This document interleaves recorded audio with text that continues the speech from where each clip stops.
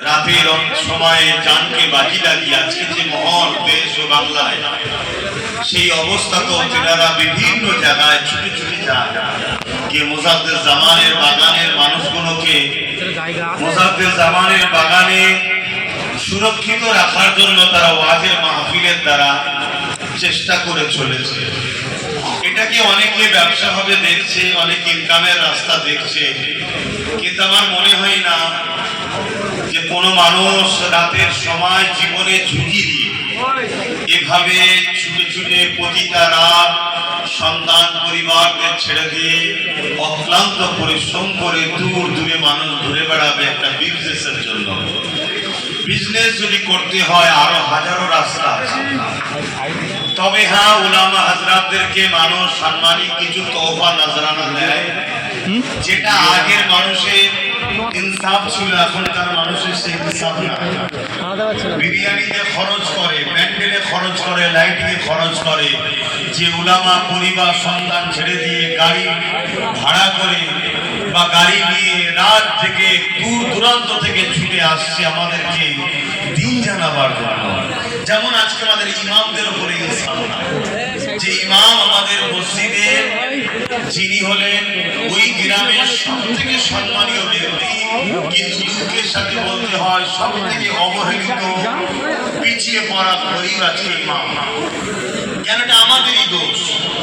আমি সংগঠনে আলোচনা করবো, একটু এই দিকটা আলোচনা করবো।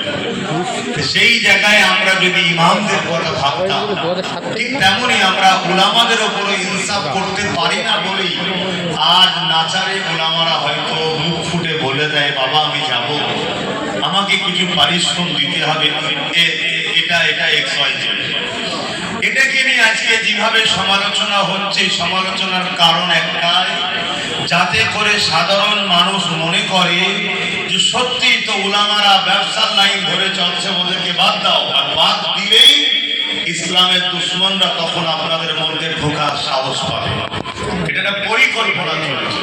দাদা হুজুর রহমাতুল্লাহ আলাইহির ওসিয়াত নামাতে এক জায়গায় যেমন খয়রাত চেয়ে নেওয়ার কথা নিষেধ আছে, আর এক জায়গায় তিনি তেমন সবরে সানি সালে সওয়াব করে সে যা ধার্য করবে ওটা জায়েজ বলা আছে। তাহলে একই ওসিয়ত নামায় দুটো কথা হচ্ছে কেন? তাহলে খয়রাতের মানে জানতে হবে। খয়রাতের মানে হলো সাধারণ ভিক্ষা। উলামারা ভিক্ষা চান। যেমন আজ আমাদের অনেক ধর্মের মানুষরা দেখি দোকানে দোকানে যায়, কেউ 5 টাকা কেউ 2 টাকা দেয়। এই ভিক্ষা যদি উলামারা না চায়, এটাকে হুজুর রহমাতুল্লাহ আলাইহি নিষেধ করেছে। তো যাক, আমি বলতে গিয়ে অন্যদিকে চলে যাচ্ছি। এখানে যতজন উলামা হাজরাত আছে, ইমাম সাহেব আছে, সবার হয়তো ছোট্ট মেম্বারে জায়গা হয়নি, অনেকে নিচেও আলেম উলামা বসে আছেন দেখতে পাচ্ছি। সবাইকে আমার আন্তরিক ভালোবাসা। দীর্ঘ 9 বছর এই সংগঠন আপনাদেরই দোয়ায়, আপনাদেরই সহযোগিতায় আমি চালিয়ে নিয়ে যাচ্ছি। আজকে সেই সংগঠনের পক্ষ থেকে বিভিন্ন রকম সেবামূলক কাজ হয়েছে, কম বেশি আপনারা সবাই জানেন। সবাই জানে যে কাজগুলো করা দরকার গভর্নমেন্টের, সেই কাজ গভর্নমেন্ট করে না। আমরা কিন্তু অরাজনৈতিক সংগঠন হয়ে ছোট্ট হলেও সেই কাজ করার জন্য আমরা কিন্তু সর্বসময় এগিয়ে গেছি। সেই সংগঠন আজকে 100 বিঘে জায়গার উপরে পীর আবু বকর সিদ্দিক রহমাতুল্লাহ আলাইহির নামে একটা জ্ঞানের শহর গড়তে চলেছে, যেখানে একটা 4 তলা হসপিটাল বিল্ডিং কমপ্লিট হয়ে রেডি হয়ে আছে, আউটডোর ডাক্তারও চলছে। কিন্তু একটা কাগজের শুধু বাধার জন্য বা অসুবিধার জন্য, নিশ্চয়ই বুঝতে পারছেন সবই, এখনো কমপ্লিট ভাবে আমরা অপারেশনের দিকে যেতে পারি না। ইনশাআল্লাহ আগামী দিন ওর বাধাও কাটবে, বলুন ইনশাআল্লাহ। বাকি একটা 2 তলা স্কুল বিল্ডিং প্রায় কমপ্লিটের দিকে, কিছুটা অংশ বাকি আছে। অলরেডি এক সাইডের 2 তলা কমপ্লিট হয়ে গত বছর সেখানে 4 থেকে 7 পর্যন্ত স্কুল চালু হয়েছে। যে স্কুলটার নাম ABS মডেল স্কুল, অর্থাৎ আবু বকর সিদ্দিক মডেল স্কুল। বাংলার মানুষকে জানতে চায়, অবশ্যই আমার কাছে আমার আব্বা আলী আকবর সিদ্দিকী সম্মানীয়, তিনি হলেন আমার জান্নাতের দরজা, অস্বীকার করার নয় এটা। আমার কাছে আমার মা হলো জান্নাত, আপনার কাছে আপনার আব্বা আম্মাও সম্মানিত। কিন্তু মনে রাখবেন, আমরা দাদা হুজুরের কাছে সবাই কমজোরি, সবাই দাদা হুজুরের কাছে আমরা দুর্বল। আজকে আমাদের ডক্টর আবুল কালাম তিনার জীবন নিয়ে তিনি রিসার্চ করছেন। এই যে উলামা ভাইরা বসে আছে, এরা যেখানেই যায় দাদা হুজুর জিন্দাবাদ বলে, দাদা হুজুর জিন্দাবাদ বলে। অবশ্যই ইনাদের আব্বা আম্মা সম্মানিত, কিন্তু এক কথাই আমাদেরকে মানতে হবে যে বাপ মাকে সম্মান দিতে হয়। এই শিক্ষা যে রসুলের এই আদর্শ বাংলার মানুষকে শিখিয়েছে জবানের মুজাদ্দিদ হযরত শেখ ফুলবাংলা আবু বকর সিদ্দিক আল কুরাইশি ফুরফুরাবি রাহমাতুল্লাহ আলাইহি, এই আমরা আমাদের মূল যে উস্তাদ, সেই উস্তাদকে কখনো ভুলে যেতে পারি না। আর ভুলে যাওয়াটাই হলো ইহসান করা নয়। তাই আমিও আমার আব্বার নামে না করে, আমি অন্য কারো নামে না করে, আমার গানের পয়সায় কিনা জমি আমি আমার নামে না করো, আমার মুর্শিদ কেবলা এবিএস মডেল স্কুল আপনাদেরও মুর্শিদ কেবলা তিনার নামে শিক্ষা প্রতিষ্ঠান শুরু করেছি। দ্বিতীয় বর্ষে এই বছর পদার্পণ করেছে স্কুল। 4 থেকে 8 পর্যন্ত ছাত্র নিয়ে চলছে, অলরেডি শুরু হয়েছে। আপনারা যদি কেউ সন্তানদেরকে ভর্তি করতে চান, বিশেষ করে আহলে সুন্নাত ওয়াল জামাত সংগঠনের যারা দায়িত্বশীল, তাদের কাছেও ফর্ম পাওয়া যাবে, বা কেন্দ্র অফিসে যোগাযোগ করবেন, বা এবিএস মডেল স্কুলের যে পেজ আছে সেই পেজেতে আপনি নম্বর পাবেন। এভাবে যোগাযোগ করে সেখান থেকে বাচ্চাদেরকে ভর্তি করুন। শুধু শিক্ষা অর্জন করলে হয় না। আমার যে তিলোত্তমা গুণটার উপরে যারা আঘাত করেছিল তারাও তো ডাক্তারই ছিল, শিক্ষিত তো।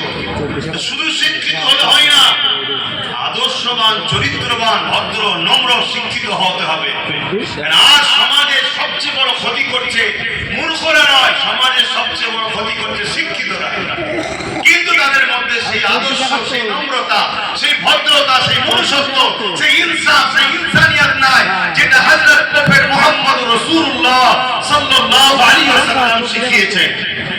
সেই আদর্শ আমাদের কাছে বড় কম। হযরত প্রফেট মুহাম্মদ রাসূলুল্লাহ সাল্লাল্লাহু আলাইহি ওয়াসাল্লাম শুধু মুহাম্মদ মুসলমানদের রাসূল নয়, তিনি শুধু মুসলমানদের প্রফেট নয়, তিনি মানুষের প্রফেট। আর তিনি শুধু মানুষের জন্য রাহমাতাল লিল আলামিন নয়, তিনি কুল কায়নাতের জন্য রাহমাতাল লিল আলামিন। অবশ্যই তিনি পথ প্রদর্শক হিসাবে প্রতিটা মানুষের জন্য প্রফেট হয়ে, রাসূল হয়ে, আউতার হয়ে, মেসেঞ্জার হয়ে, গাইডম্যান হয়ে সঠিক রাস্তা দেখাবার জন্য তিনি দুনিয়ার বুকে মহান স্রষ্টার পক্ষ থেকে এসেছেন। তিনি যে আদর্শ শিখিয়েছে, সম্প্রীতি, মানববন্ধন, প্রেম, ভ্রাতৃত্ব, ভালোবাসা, ঐক্য, সৌহার্দ্য, এগুলো দরকার শিক্ষার সাথে সাথে। এবিএস মডেল স্কুল একটা মডেল আমরা তৈরি করছি আপনার বাচ্চাদেরকে। যে বাচ্চা শুধু শিক্ষায় অর্জন করে টাকা ইনকাম করব এই স্বপ্নে যেন না যায়। যে বাচ্চা স্বপ্ন দেখবে, হ্যাঁ আমার সংসার পরিবার আছে দরকার, কিন্তু পাশাপাশি আমার সমাজ, আমার জাতি, আমার দেশ, মানুষ জাতি, সর্বধর্মের মানুষের বিকাশের কথা ভাববে, এরকম একটা আদর্শবান ছাত্র গড়ে তোলার স্বপ্ন এবিএস মডেল স্কুল দ্বারা চেষ্টা চলছে। উন্নত মানের ব্যবস্থা এবং উচ্চ শিক্ষায় শিক্ষিত শিক্ষক শিক্ষিকা দিয়ে আমরা এই প্রতিষ্ঠানকে চালাচ্ছি। এবং এই যে কর্মকাণ্ডটা, এটাও কিন্তু 9 বছর ধরে আপনাদের সহযোগিতার ফল। এটা আপনাদেরই করছেন, আপনারাই করছেন, আপনারাই করছেন। আপনারা আহলে সুন্নাত ওয়াল জামাতের সদস্য, আপনারা সাথ দিয়েছেন, অস্বীকার করার জায়গা নাই।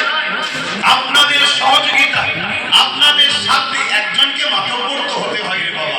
আপনারা আমাকে দায়িত্বটা দিয়েছেন, কিন্তু আমরা সবাই মিলে এবিএস মডেল স্কুল বা পীর আবু বকর সিদ্দিক নলেজ সিটি তৈরি করছি। একমত তো নাকি? একটু সাক্ষী দেন, একমত তো নাকি? তা আগামী দিন এখানে একটা জ্ঞানের শহর গড়ে উঠুক, এটা আপনারা চাইছেন তো নাকি?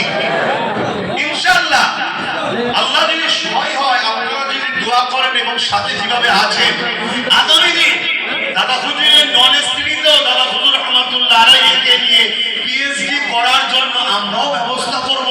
যেখানে ডক্টর আবুল কালাম সাহেবের মতো, ডক্টর মাদিন সাহেবের মতো আরো যারা আছেন, অনেকে পিএইচডি করেছে, তিনাদের সহযোগিতা এবং তিনাদের শিক্ষকতা, তিনাদের টিচিং এ আমরাও ইনশাআল্লাহ এই জায়গা থেকেও আমাদের নতুন প্রজন্মের বাচ্চাদের ঘরে কে আবু বকর সিদ্দিক, কে ফুরফুরা সাহেব, কে হযরত আবু বকর সিদ্দিক, আব্বাস সিদ্দিকী এত সম্মান কার আমরা হওয়ার জন্য হয়েছে, সেই আবু বকর সিদ্দিককে প্রত্যেকটা মানুষের দিলে দিলে ঢুকাতে হবে।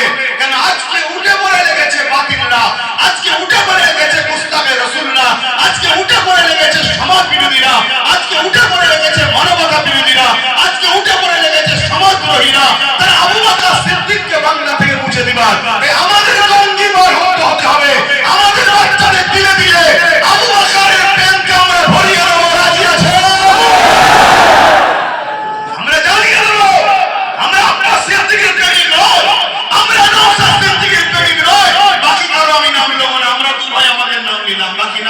সমস্যা হতে পারে।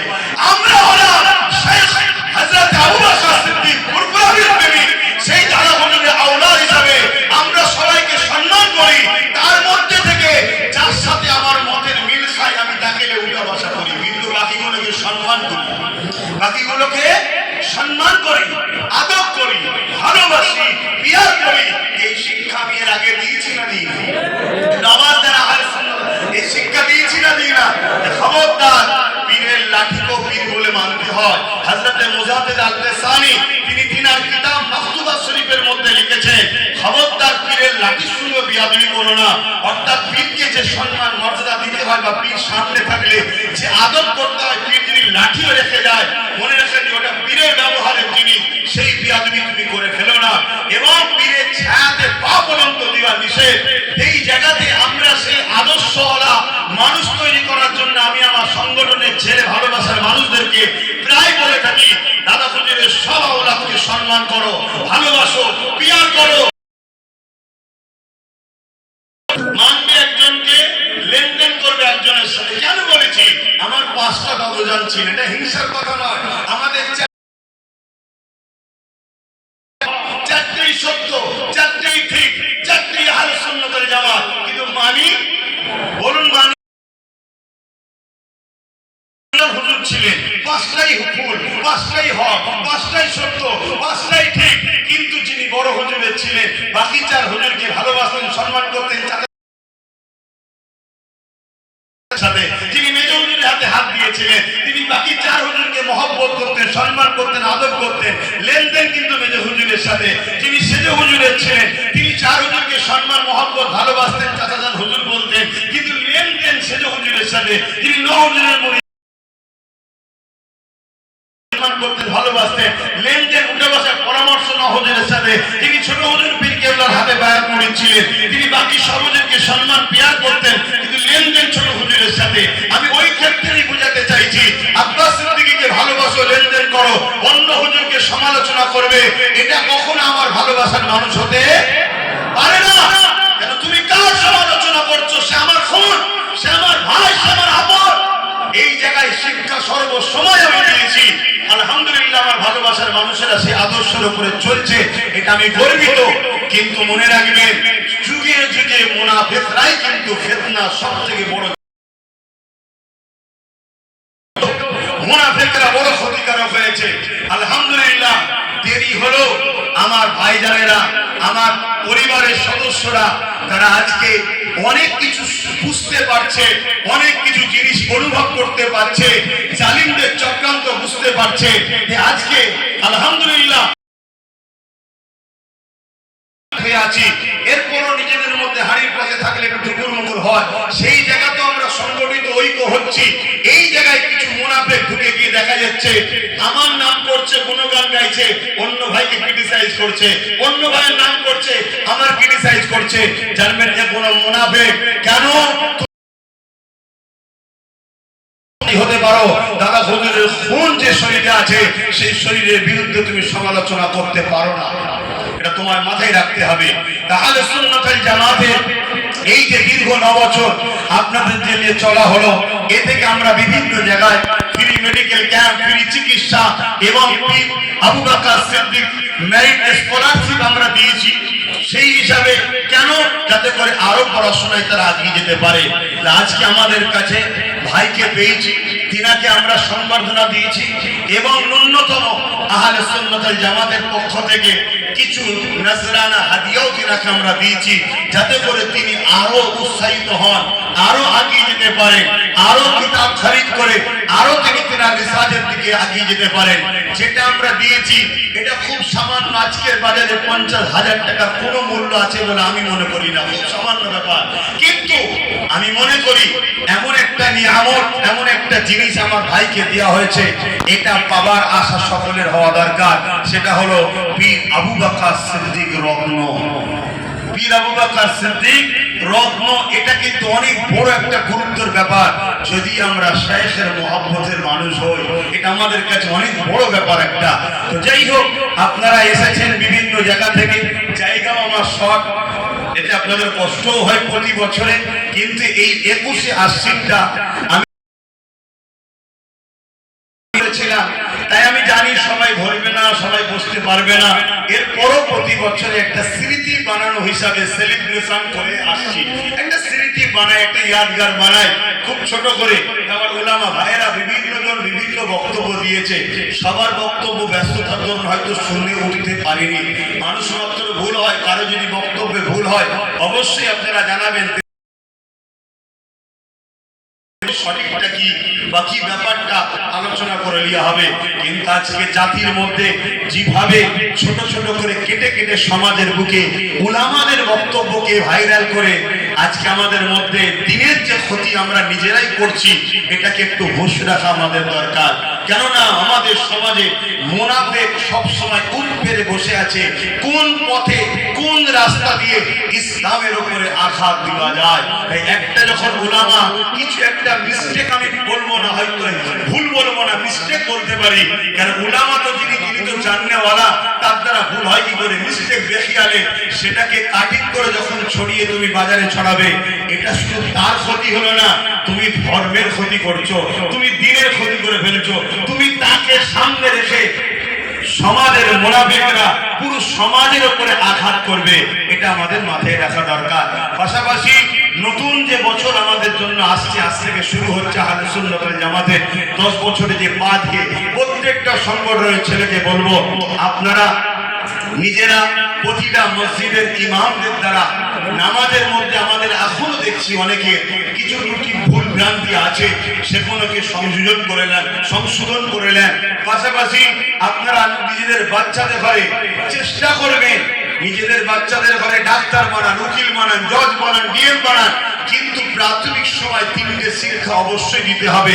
নবী পাক সাল্লাল্লাহু আলাইহি ওয়াসাল্লামের প্রেম, আহলে বায়াতদের প্রেম, দ্বিতীয় নম্বর হলো কোরআনের শিক্ষা, এটা আমার রাসূলের কওল। এই 3টে শিক্ষা দিতেই হবে।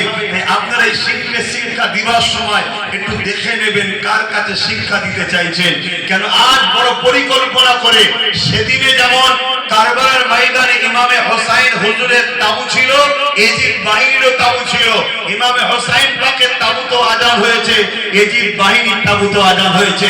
ঠিক তেমনই আজকে পূর্ব ভারতে আহলে সুন্নাত ওয়াল জামাতের হেড অফিস ফুলপুরা দরবার শরীফ আল্লাহ হুজুর পীর কেবলা এই সিলসিলাকে মিটাবার জন্য মাদ্রাসার নামে অনেক নকল জিনিসও তৈরি হচ্ছে। যে কোনো মাদ্রাসা, কিন্তু সেখানে শিক্ষা দেওয়া হচ্ছে ওই যে 72 ফেরকা। আল্লাহ নবী বললেন যে 73টা দল হবে, আমার উম্মতের মধ্যে 73 দলে বিভক্ত হয়ে যাবে, 72 ফেরকা হবে, একটা জামাত হবে। সেই জামাত আহলে সুন্নাত ওয়াল জামাত, কোরআনের ভাষায় হিজবুল্লাহ। সেই দিক থেকে খেয়াল করে আমাদেরকে বাচ্চাদের ঘরে দ্বীনের তালিম দিতে হবে। আমরা বড় আশা করি আমার বাচ্চা দ্বীনের তালিম অর্জন করবে, ভালো আশা। কিন্তু আপনি খেয়াল করুন, আপনার বাচ্চা নামাজের পাবন্দি খুব সুন্দর শিখেছে, রোজার পাবন্দি খুব সুন্দর শিখেছে, হজের পাবন্দি খুব সুন্দর শিখেছে, সুন্নতের তরিকা খুব সুন্দর শিখেছে, দাড়ি টুপি জুব্বা খুব সুন্দর হয়েছে, মিশরাক খুব সুন্দর নিতে পারে, টাকনুর উপরে কাপড় খুব সুন্দর পড়তে পারে, সবটা আপনার বাচ্চা সুন্দর পড়ছে। কিন্তু আপনার বাচ্চার মধ্যে আমার রাসূলের খুশাকির মনোভাব আসছে, নবীর শানকে ছোট করছে, নবীর আজমাতকে ছোট করছে, নবীর রিফাতকে ছোট করছে, নবী পাক সাল্লাল্লাহু আলাইহি ওয়াসাল্লামকে যে মাকাম আল্লাহ দিয়েছে সেই মাকামকে অস্বীকার করছে, পাশাপাশি আউলিয়াদেরকে অস্বীকার করছে। একটু খেয়াল করুন, ইমামদেরকে অস্বীকার করছে। তাহলে আপনি আপনার বাচ্চাকে কোন দিকে নিয়ে যাচ্ছেন? 72 ফেরকায় চলে যাচ্ছে না তো? এটা আপনাদেরকে অনুরোধ করব, কেন আহলে সুন্নাত ওয়াল জামাত নিশ্চয়ই আপনারা দেখবেন এর উদ্দেশ্যের মধ্যে একটা উদ্দেশ্য বাতিল বেদাত মতলব যা আছে সেগুলোকে নষ্ট করে প্রকৃত কোরআন সুন্নাহ ইজমা কিয়াস আহলে সুন্নাত ওয়াল জামাতের আকীদাকে মজবুত করে গড়ার লক্ষ্যে আহলে সুন্নাত ওয়াল জামাত। তাই প্রতিটা জায়গায় যেখানে যেখানে কমিটি আছে আলহামদুলিল্লাহ, যেখানে কমিটি নেই আরো বাড়ান।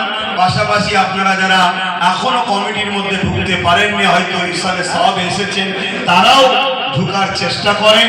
এবং পাশাপাশি এটাও মনে রাখবেন, ঐক্য যদি আমাদের না থাকে তাহলে আজকে ভাবুন, আমাদের অকাবের উপরে হাত দিবার পর আজকে আমাদের জানের থেকে প্রিয় রসুলের নামের উপরে আঘাত দিচ্ছে। হচ্ছে না, হয় না বলুন? এর একটাই কারণ, আমরা ঐক্যবদ্ধ নয়।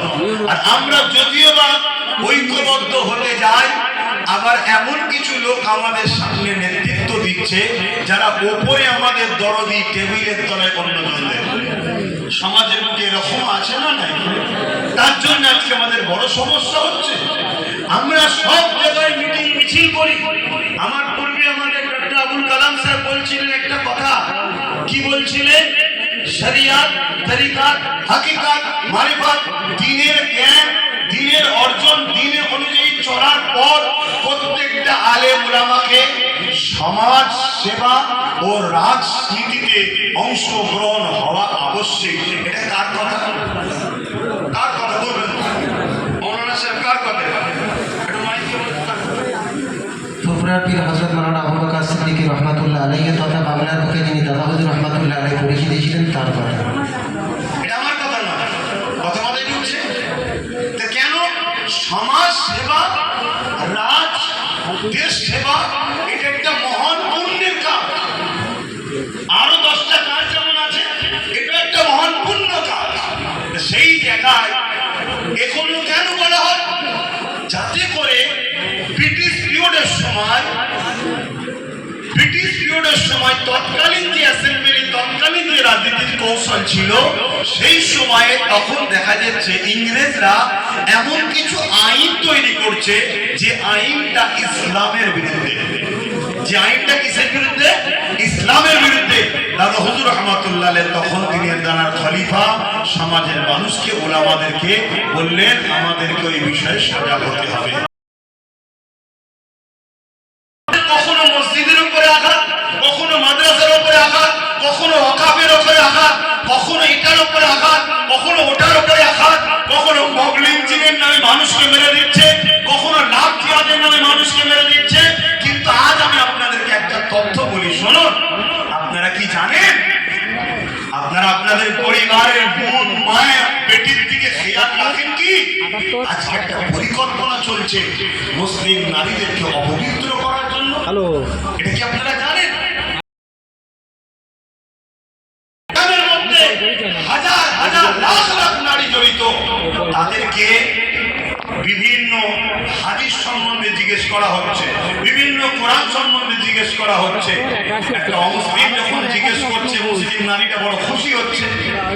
আস্তে আস্তে তার সাথে ক্লোজ হচ্ছে, হতে হতে তাকে বলছে, আমি ইসলামের উপরে বড় আগ্রহী হয়েছি। তখন আস্তে আস্তে আরো ক্লোজ হতে হতে তখন তার সঙ্গে আরো ক্লোজ সম্পর্কে চলে যাচ্ছে।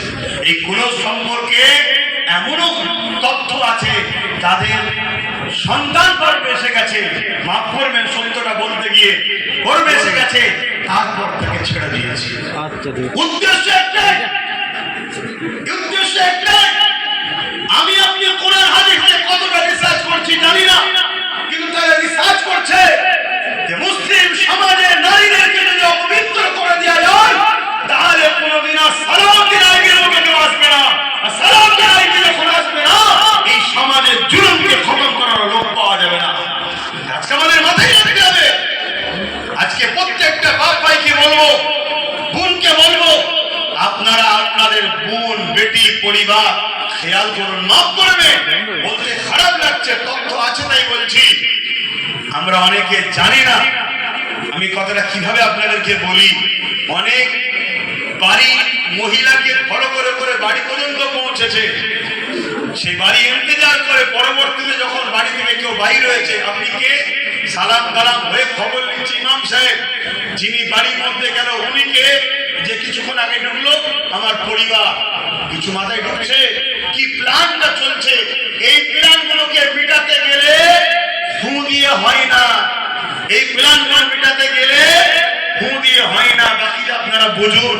তাই আব্বাস সিদ্দিকী যেমন একটা ধর্মীয় সংগঠন চালাচ্ছে, যারা মানুষকে শিক্ষা, স্বাস্থ্য, কর্মসহ কি বলে তার পড়াশোনা নিয়ে ভাবছে, পাশাপাশি আমাদেরকে যে মিটাবার একটা পরিকল্পনা চলছে, এটা নিয়েও আমাদেরকে সজাগ হওয়া দরকার। তো যাক, আমি আবার ফিরে আসছি, সময় তো একেবারে নাই, আমি আর আপনাদের আজকে সময় নিচ্ছি না। অবশ্যই আমার মুজাদ্দিদ জামান দাদা হুজুর রহমাতুল্লাহ আলাইহি, তিনি মুজাদ্দিদুল জামান এ বিষয়ে আমাদের ডক্টর সাহেব আবুল কালাম সাহেব বললেন। কিন্তু আমি একটা কথা বলি, যারা যারা মুজাদ্দিদ জামান দাদা হুজুরকে মানছে বা মানে না, সব নিজের নিজের কাছে পছন্দ। তবে আমি মুজাদ্দিদ জামান মানি, এবং সব থেকে বড় আমার কাছে প্রমাণ হলো, সেটা উনিও বলেছেন, হযরতে বসিরহাটের বড় মাওলানা আল্লামা রুহুল আমিন শাহ রহমাতুল্লাহ আলাইহি, তিনি বলেছেন আমার মুর্শিদ হলেন জাবানার মুজাদ্দিদ, এবং ওই সময়ে পৃথিবীতে দ্বিতীয় কোনো মুজাদ্দিদ ছিল বলে তথ্য পাওয়া যায় না। আলহামদুলিল্লাহ, তিনি মুজাদ্দিদুল জামান ছিলেন, বলুন সুবহানাল্লাহ। পাশাপাশি দাদা হুজুর রহমাতুল্লাহ আলাইহির আসার অনেক আগে মাদারীপুরে শুয়ে আছে হযরতে হাজী মুস্তাফা মাদানী রহমাতুল্লাহ আলাইহি, তিনি ইলহাম হয়েছিলেন তেনার উপরে। ওলিদের উপরে ইলহাম হয়, নবীদের উপরে মুজিজা হয়। ইলহাম হয়েছিলেন, গায়েবী আওয়াজ হয়েছিলেন যে তোমার এত পিঁড়ি ছপিড়ি পরে একজন সন্তান আসবে, যার নাম হবে আবু বকর। আমি আল্লাহ তাকে সেই জমানার মুজাদ্দিদ করে পাঠাবো, জোরে বলুন সুবহানাল্লাহ। তো জামার মুজাদ্দিদ জামান, তিনার যে অবদান এই পূর্ব ভারত এবং আরব আজম পর্যন্ত, তিনি ওখানে হুকো খাওয়া চলত, সংস্কার করেছে কম বেশি উলামারা, এবং বিশেষ করে যিনি পিএইচডি করেছেন তিনি আরো বেশি ভালো বলতে পারবেন। তারপরেও আপনাদের কাছে এই বিষয়টা বললাম, তিনার স্মৃতিতেই এই নলেজ সিটি পরিচালনা করছি আমরা ফুরফুরা শরীফ আহলে সুন্নাত ওয়াল জামাত সংগঠনের দ্বারা। বর্তমান পরিস্থিতিকে সামনে রেখে আমি আপনাদের কাছে একটা ছোট্ট কথা বলে বিদায় নেব। আজ আমাদের কাছে একটা কথা খুব চর্চা চলছে, আই লাভ মুহাম্মদ রাসূলুল্লাহ সাল্লাল্লাহু আলাইহি ওয়াসাল্লাম। শুনেন, এটা একটা খুব সেনসিটিভ বিষয়। প্রত্যেকটা মানুষের কাছে তার ধর্মগুরু বা তার ভালোবাসার জিনিস বা ধর্মের কোন প্রধান তার কাছে বড় প্রিয় জিনিস।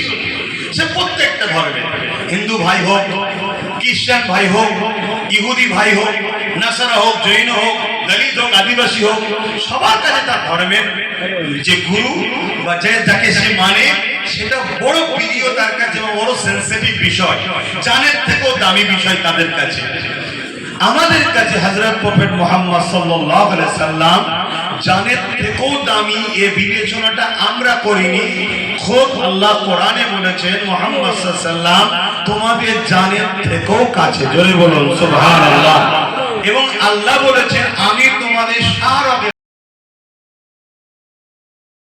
হয় কিছুক্ষণ হলো মানুষটা ছটফট করে তারপরে মারা যাবে। আমরা জীবজন্তু যখন মুরগি হোক বা পশু হোক জবাই করি বা কোরবানি করি, দেখবেন একটু ছটফট ছটফট করে তারপরে মারা যায়। কিন্তু তামার মহান স্রষ্টা রব্বুল আলামিন, তিনি কুল কায়নাতের মালিক, লিল্লাহি মা ফিস সামাওয়াতি ওয়া মা ফিল আরদ, তিনি খোদ নিজে এলান করছে মুহাম্মদ সাল্লাল্লাহু আলাইহি সাল্লাম মুমিন মুমিনাদের জানের থেকে মুহাম্মদ রাসূল সাল্লাল্লাহু আলাইহি সাল্লাম। তো এই হুজুর পাক সাল্লাল্লাহু আলাইহি সাল্লামের নামটা উত্তরপ্রদেশ কে ভালোবাসা, এতে উত্তরপ্রদেশের প্রশাসন তাদেরকে বলল এটা নতুন জিনিস, এটা আগে ছিল না, এটাকে ব্যান করতে হবে। আমি জানি এটা গাইজুয়ারি করে বলছে এবং এটা প্ল্যান তাদের, নতুন করে সব হচ্ছে যে কোনো সংবিধান বিরোধী, যেমন মানুষকে লাভ জিহাদের নামে মারা, গোরক্ষা বাহিনীর নামে মারা, বিভিন্ন স্লোগান দিয়ে পিটিয়ে পিটিয়ে মারা, এগুলো আমার দেশে ছিল কি ভাই বলুন? এগুলো সব নতুন, এগুলো সব নতুন। তারপরে তাদের পছন্দ একজন কিছু জিনিস, যেসবগুলো পছন্দ জিনিসকে একটু বুঝে বলতে হয়, তো একটা ছবি সেটাকে গাড়িতে চিপকানো, সেই ঝান্ডা নিয়ে ঘোরা, এগুলো সব ছিল না, নতুন করে হচ্ছে। ব্যাপারটা হচ্ছে আমি রাসূলকে ভালোবাসি এই ব্যানারে লেখা, এটা কোনো নতুন বিষয় নয়। কিন্তু তার বলে এখন দিনের সময় রাত, রাত না বললেই জেলে দেবো, এটা তারা পারে, কারণ আগে ফেরাউন করে করেছে, নমরুদ করেছে, সাদ্দাত করেছে, আবু জেহেল করেছে, উতবা করেছে, অথবা আকবর করেছে, বুশ করেছে, চেঙ্গিস খান করেছে, হারাকো খান করেছে। এইসব পৃথিবীতে অনেক জালিম শাসক যারাই ছিল তারা 100% জালিম, এটা সবাই জানে, এটা আমাকে বলতে প্রয়োজন। সেই জায়গায় সে ক্ষমতার জোরে এখন বলতে পারে, বলার পিছনে কারণ আছে, সেই কারণটাকে আমাদের বুঝতে হবে। কারণটা হচ্ছে এটা, সামনে ইলেকশন,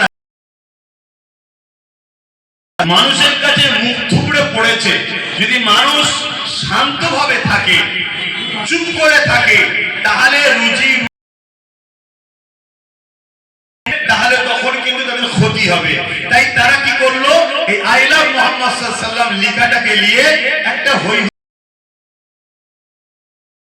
মানুষ কি করলো, ওইটা নিয়ে ব্যস্ত।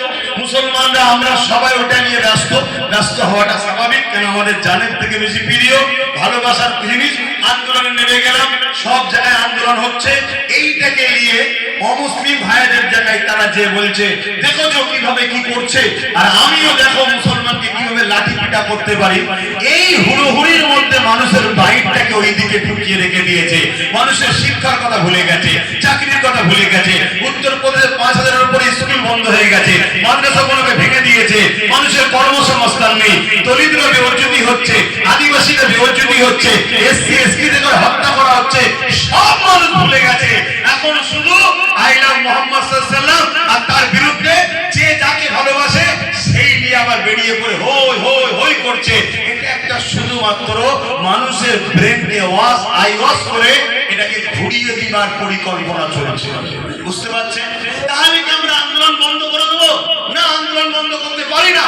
ইমাম মালিক বলেছেন, নবীর বিরুদ্ধে কথা হলে প্রতিরোধ করো, সংগ্রাম করো।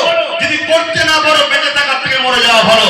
নবী আমাদের খাদ্য যে সম্পদ, রুজি, ওর থেকেও দামি। নবী আমাদের ঘর বাড়ি, জমি জায়গা, বাবা মা, পরিবার, সন্তান, লা ইলাহা ইল্লাল্লাহ হাত্তা কুনহু বাইনাহি মিন ওয়ালিদি ওয়ালিদি ওয়ান নাস আজমাইন। অপর হাদিস শরীফ সালাসুন মান কুননা ফি ওয়াজাদা বিহিন্না হালাওয়াতাল ঈমান মান কানা আল্লাহু ওয়া রাসূলুহু হাব্বা ইলাইহি মিম্মা সিওয়াহুমা ওয়া মান আহাব্বা আল্লাহ ইউহিব্বু ইল্লা লিল্লাহ ইলা আখির হাদিস। নবী পাক সাল্লাল্লাহু আলাইহি সাল্লাম আমাদের কাছে জমি জায়গা, ঘর বাড়ি, টাকা পয়সা, হাত্তাকে নিজের জানের থেকেও দামি। আন্দোলন তো বন্ধ হতে পারে না। আল্লাহ নবী যখন বললেন, হযরতে ফারুক আজম সেখানে বসেছিলেন, ফারুক থেকে আপনারা বেশি ভালোবাসি, ইল্লা মিন নাফসিন, জানের থেকে নয়। আল্লাহ নবী বলেন, আবু আমর, তোমাকে জানের থেকে বেশি ভালোবাসতে হবে। হযরতে ফারুক আজম চুপ করে গেলেন। আমি সাক্ষ্য দিচ্ছি, জানের থেকে বেশি ভালোবাসি। আল্লাহ নবী বললেন, ওমর তুমি সাকসেসফুল হলে জোরে বলুন সুবহানাল্লাহ। তাহলে আমাদের কিন্তু ইজহারে মহব্বত দেখাতে হবে, কিন্তু ইজহারে রাখতে হবে। আমার ভালোবাসার মানুষগুলো কমসে কম আমার কথা শুনবেন তো, আমার কথাগুলো কমসে কম শুনবেন তো নাকি? যারা ভালোবাসেন হাত নামান। নাম্বার 1, যখন কোন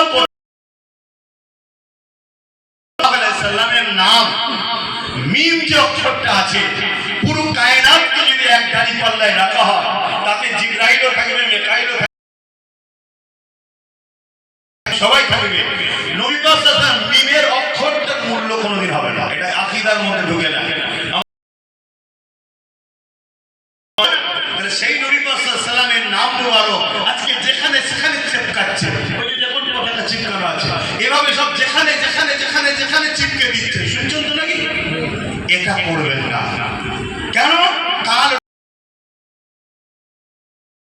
আমরা অনেক সময়, অনেক প্রয়োজনের সময় বিভিন্ন জায়গায় ইস্তেঞ্জা করতে বসে গিয়ে আমরা কি দেখি, অনেক পেপারে ছবি পড়ে আছে কোন নেতার মুখ, আর এমন জায়গায় পড়ে আছে তোলারও উপায় নেই, আর ছাড়লে পুরো মুখেই পড়বে। দেখা যায় না, যায় না? এটা ভুল বলছি কি? তাহলে আমার হুজুরের নাম এটা হোক, আপনারা কেন হতে পারে? যাদেরকে হিরকের মধ্যে তুলে দাও, ওরা হুজুরের হয়ে মহব্বত দেখাতে গিয়ে এমন কাজ করে ফেলবে যাতে ওরাও মোস্তাকে রাসূল, পিয়াতুবে রাসূল হয়ে যাবে। তাহলে আমি আন্দোলন হবে, ইমানি দায়িত্ব। আন্দোলন না করলে ইমান প্রতিবাদ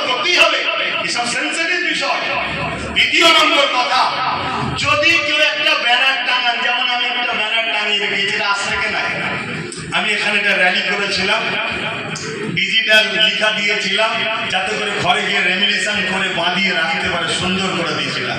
সেই দিন থেকে টাঙানো আছে, সুন্দর করে রাখা আছে। দ্বিতীয় না, তার আদব যদি রাখতে না পারি আমার দূরে থাকাটা হবে না। যদি আমি ব্যানার না টাঙাতাম বেঈমান হয়ে যেতাম না, কিন্তু টাঙিয়ে যদি বিয়োগ যদি করি তাহলে কিন্তু আমার ইমানের খাতরা হতে পারে। এটা হুজুরের নাম, আল্লাহর আশ ধন্য হয়েছে, বলুন সুবহানাল্লাহ। এই জায়গাটাই মাথায় রাখবেন। ব্যানার করবেন, র্যালিতে যদি হয় একটা সামনে দেবেন, কিন্তু দেখবেন ওটা আবার পায়ের কাছে না ঝোলে, এটা বুক পরিমাণে। এই আন্দোলনটা করব যারা আমার হুজুরের নামের বিরোধী করছে, কেন্দ্রের জালিম সরকারের বিরুদ্ধে, তাই তো নাকি না হিন্দুদের বিরুদ্ধে? বলুন বলুন বলুন, মতুয়াদের বিরুদ্ধে। তাহলে আমাদের মাথায় যেন থাকে বক্তব্য ধারাটা কি হওয়া দরকার। দ্বিতীয় নম্বর, রাস্তায় যারা পথচারী তাদের জন্য অসুবিধা, পাতা ফাঁদে কিন্তু পা দিলেন।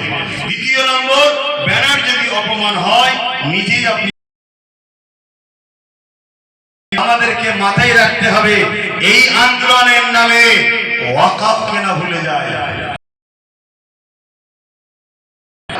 এমনটাও তো হতে পারে, আমরা তো দেখছি তিলক তোমাকে ভুলে গেলাম, ভুলে গেলাম, আরেকটা আদিবাসী খুন হওয়ার পর তাকে ভুলে যাব, আরেকটা বেটি বের হওয়ার পর একটার পর একটা আমাদেরকে দেওয়া হচ্ছে, একটার পর একটা আমাদেরকে ভুলিয়ে দেওয়া হচ্ছে। তা ওয়াকাফকে ভুলাবার জন্য আই লাভ মুহাম্মদ সাল্লাল্লাহু আলাইহি ওয়াসাল্লামের বিরোধী করো, এটাও তো একটা পরিকল্পনা হতে পারে না, পারে না? অতএব আমরা আই লাভ মুহাম্মদ সাল্লাল্লাহু আলাইহি ওয়াসাল্লাম হয়েও যেমন করবো, ওয়াকাফটাও ভুলবো না। কারণ ওয়াকাফটা হলো আই লাভ মুহাম্মদ সাল্লাল্লাহু আলাইহি ওয়াসাল্লামের দিনেরই সম্পদ, ওটাকেও আমাদের ভুললে হবে না। এটাকে মাথায় রাখতে হবে।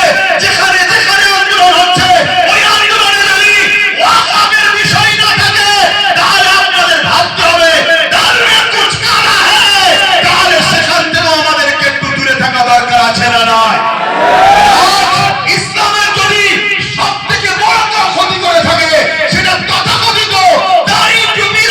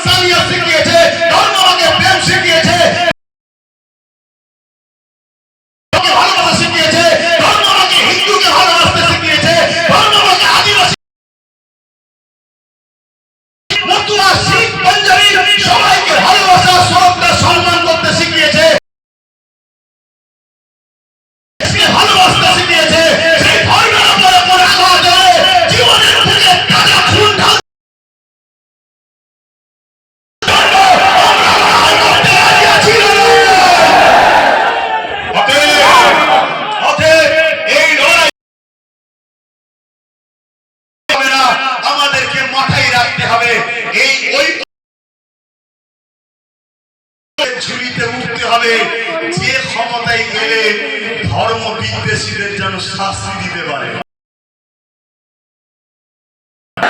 আমি এই মঞ্চ থেকে দরবারে ফুরফুরা শরীফ থেকে বলছি, কেউ যদি রামকে গালি দেয় তারও শাস্তি, হিন্দু ভাইদের ধর্মগুরুদের ঘরে গালি দেয় তারও শাস্তির দরকার আছে না না? কেউ যদি শিখ ভাই আছে ইনাদের যে ভালোবাসাকে গালি দেয় তারও শাস্তির দরকার আছে। ধর্মকে গালি দেয় বা খ্রিস্টান, মতুয়া, শিখ কোন ধর্মের ধর্মগুরু বা ধর্মকে গালি দেয় তার শাস্তির দরকার আছে। 25 নম্বর আর্টিকেল ধারাতে লেখা আছে করবে না, প্রত্যেকে ধর্ম প্রচার, ধর্ম পালনের স্বাধীনতা সংবিধান দিয়েছে। হলো প্রতিটা স্কুলে সংবিধান পাঠ্য পুস্তকে বিষয়, চোরেরা সংবিধানকে মানুষকে জানাতে চাইছে না। বিশেষ করে যেখানে যেখানে আমার আছে চেষ্টা করছি কমসে কম অল্প অল্প করে হলো সংবিধান শিখাবো। সংবিধান থেকে কি রাইট দিয়েছে, সংবিধান থেকে কি ক্ষমতা দিয়েছে, সংবিধান তার পক্ষে কতটা দাঁড়িয়ে আছে, বলবে ইসলামের বিরুদ্ধে আর আমরা ভুল বুঝে দেশকে খারাপ বলবো, সংবিধানকে খারাপ বলবো, এমনটা না হয়। আমাদের ভারতবর্ষ আমাদের জন্য গর্ব। কেউ 5 বছরে এসেছে আবার চলে যাবে, আছে থাকবে, সংবিধান ছিল আছে থাকবে। সংবিধানের 25 নম্বর ধারাতে প্রত্যেকটা মানুষকে তার ধর্মীয় স্বাধীনতা, স্বাধীনতা রয়েছে। তাই সে যে কেউ কারো ধর্মের উপরে আঘাত দেয়, রোকে, তার মানে সে সংবিধানের 25 নম্বর ধারার বিরোধী করেছে। সংবিধান বিরোধীকারীদের শাস্তির দরকার আছে না না? এর জন্য আহলে সুন্নাত ওয়াল জামাত প্রতিটা গ্রামে গ্রামে যুবক ছেলেদের তৈরি করছে। আমি শেষ করছি, একটা ছোট্ট কথা বলি। অনেকে বলেছে এই সংগঠন করার জন্য বহু ছেলে মুখে দাঁড়িয়ে রাখতো না, এখন দাঁড়িয়ে রাখছে। কেন? তার ঘাড়ে সংগঠন তুলে দিয়েছে। বহু ছেলে নামাজ পড়তো না, এখন সে নামাজ পড়ছে। কেন? তার মাথায় ঢুকছে আমি আহলে সুন্নাত ওয়াল জামাতের দায়িত্ব। বহু ছেলে সিনেমা দেখতো, বারে যেত, মদ পর্যন্ত খেত। এই সংগঠন তার কাঁধে তুলে দেওয়াতে সে ভাবছে যে আমি একটা সংগঠন চালাই, যেটা আহলে সুন্নাত ওয়াল জামাত। ব্যাপার সবকিছুতে দলিলে পাওয়া যায় না, বা দলিল তো এখানে থাকে, ইমান তো অন্তরে থাকে না। এটা অন্তরের বিষয় বলছি যে আহলে সুন্নাত ওয়াল জামাতের দায়িত্ব নেওয়ার ওসিলা তো হয়তো আল্লাহ তাদেরকে ভালো করে দিয়েছে। অতএব যেসব ছেলেরা এখনো দূরে আছেন তাদেরকে বলবো আপনারা আগিয়ে আগিয়ে আসুন, ফুরফুরা আহলে সুন্নাত ওয়াল জামাত এই সংগঠনের সঙ্গে জড়িয়ে যান। কেন শুধু আপনারা দেখছেন তা নয়, এখানে এই যে দেখছেন না সব চোখ বসে আছে, এই চোখগুলো কোটি কোটি লোকের কাছে খবর পৌঁছাচ্ছে। এই যে বসে আছে সব চোখ, এগুলো একটা একটা, এ চোখের সিস্টেম এমন, এ দেখছে একা কিন্তু পিছনে কোটি লোককে দেখাচ্ছে। আসছে তা আপনারা আহলে সুন্নাত ওয়াল জামাতের প্রচার করবেন এবং এই সংগঠনের সঙ্গে জুড়বেন। আবার বলে যাচ্ছি, ফুরফুরা আহলে সুন্নাত ওয়াল জামাত ইসলামিক সংগঠন হযরত প্রফেট মুহাম্মদ রাসূলুল্লাহ সাল্লাল্লাহু আলাইহি সাল্লামের জীবন আদর্শ নিয়ে এই সংগঠন। কথা মাথায় থাকবে। আসেন এখন একটু সালাম পড়িয়ে দোয়া করব। ইয়া নবী